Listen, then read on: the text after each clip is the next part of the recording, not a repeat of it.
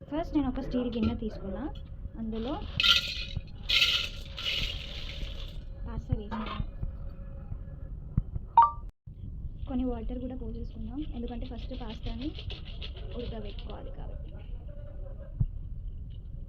Okay, then stove వెలిగించి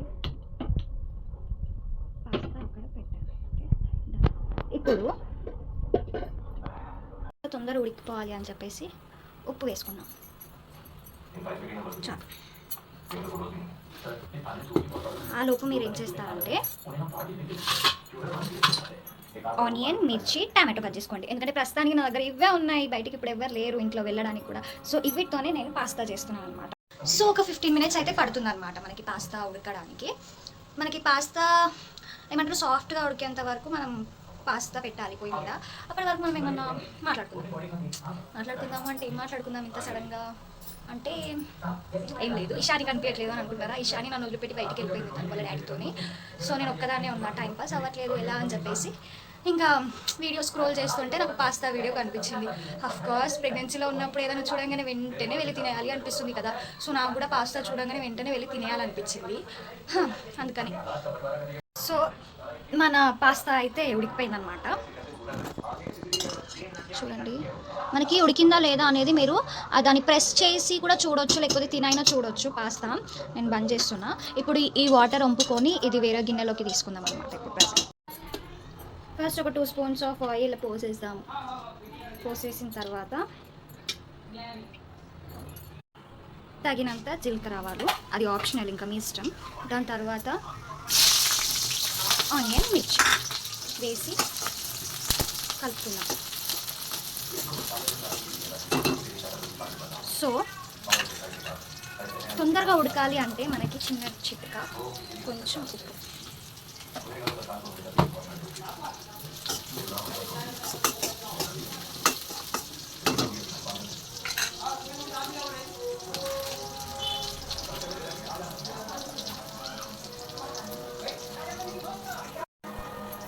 తగినంత అల్లం వెల్లుల్లి పేస్ట్ వేసి కలుపుకుందాం.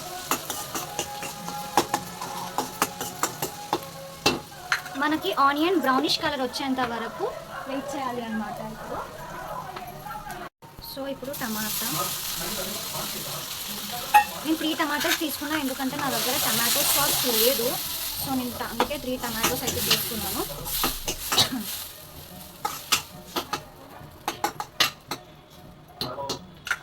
కొంచెం టమాటో, సో ఇలా కొంచెం టమాటో ఉడుకుతుంది కదా, ఉడుకుతున్నప్పుడే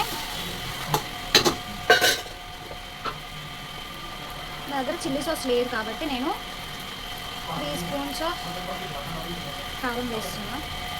ఎందుకంటే నా దగ్గర చిల్లీ సాస్ లేదు కాబట్టి, ప్రజెంట్ బయటికి వెళ్ళి తెచ్చుకోవడానికి బద్ధకం కాబట్టి. అండ్ తగినంత సాల్ట్.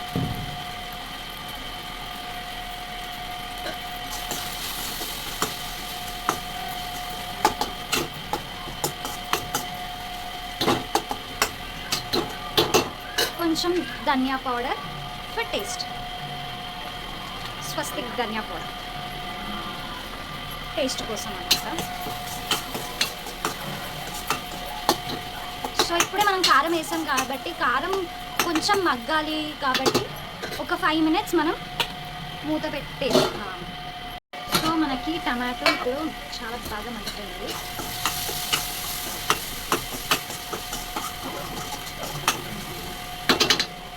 సో మనం ఇందాక ఏదైతే పాస్తా ఉడికించుకున్నామో ఇది వేసుకున్నాం. చూడండి నా పాస్తా అయితే సాఫ్ట్గా ఉడికింది.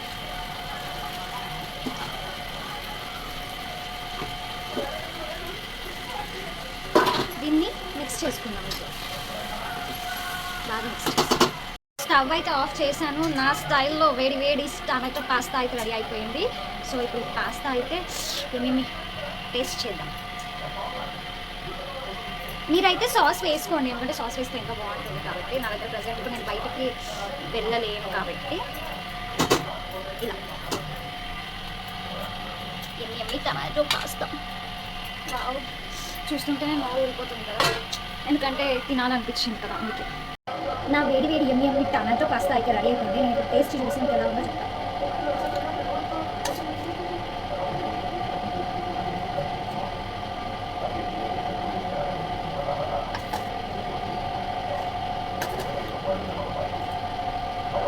నేను చెప్తున్నట్టు కాదు, నిజంగా ఫస్ట్ టైం నేను పాస్తా చేయడం సూపర్ అంటే సూపర్ ఉంది. మా హస్బెండ్ వచ్చినాక అతనిది కూడా వీడియో తీసి పెడతాం మీకు, అతని రియాక్షన్ ఎట్లుంటుందో. నిజంగా సూపర్ అంటే సూపర్ ఉంది. మీరు కూడా ఇలా ట్రై చేయండి ఎప్పుడైనా ఒకసారి ఇంట్లో అలా టైంపాస్ కానప్పుడు.